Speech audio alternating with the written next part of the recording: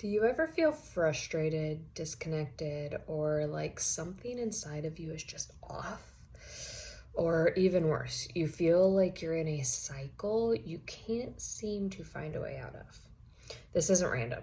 It's actually your soul trying to show you that you're in a shadow pattern. A shadow pattern is when we aren't fully embodying an archetypical energy that our soul longs to integrate. Welcome.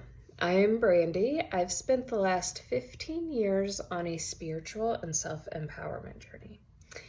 I recently became inspired to share the wisdom I've gained along the way to help you reclaim and integrate lost parts of you. Real quick, I'll go into what a shadow is. A shadow is any part of you that you judge as bad or wrong. I go further into this in my video titled The Missing Piece of Embodiment, Shadow Integration. At the core of the shadow is the protector energy. It only ever tries to keep us safe. This is really important. We don't need to destroy it. We don't need to get rid of it. We need to understand it's there to protect us.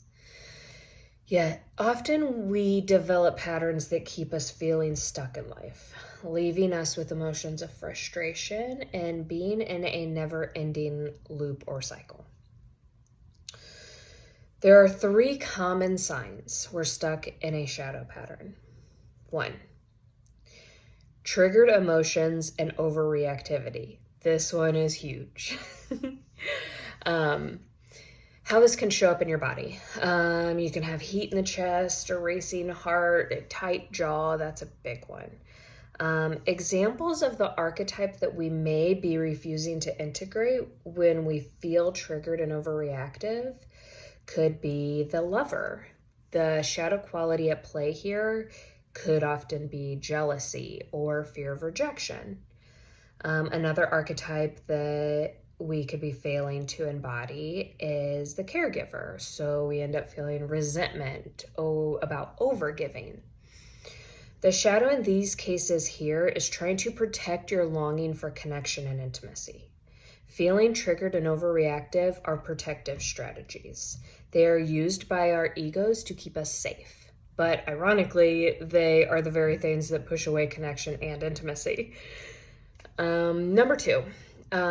Self-sabotage and perfectionism. How these can show up in the body is knots and butterflies in the stomach, freeze response.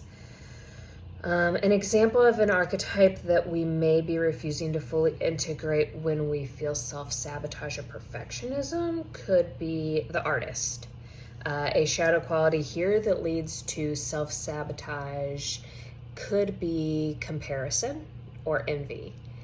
Another archetype could be the creator. A shadow quality here that leads to perfectionism is overworking. That's a big one.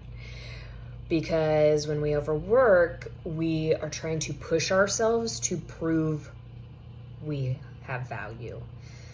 The shadow in these cases here is trying to protect yourself from the light, shadow and light. So from the light qualities of freedom and success, self-sabotage and perfectionism are protective strategies. They are used by our egos to keep us safe because for whatever reason, freedom and success is feared. Number 3, victimhood and people-pleasing. That was a big one. Or those 2 are really big. Examples of the archetype that we may be refusing to fully integrate here when we enter victimhood and people-pleasing, the divine feminine. A shadow quality here that leads to victimhood is believing ourselves powerless or waiting for other people to act. A shadow quality that leads to people-pleasing is giving too much of yourself excessively and losing yourself over others. Both of these are shadow qualities of the feminine archetype.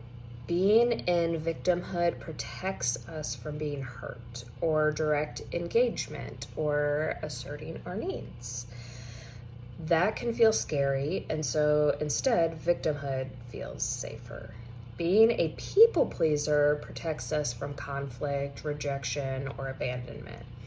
It can feel safer than stepping into our full self-empowerment. So the bottom line here is shadows are not random. They are archetype specific. This is very helpful information for us because if we can know what archetype we are working with, we can identify the source of our stuckness or discomfort.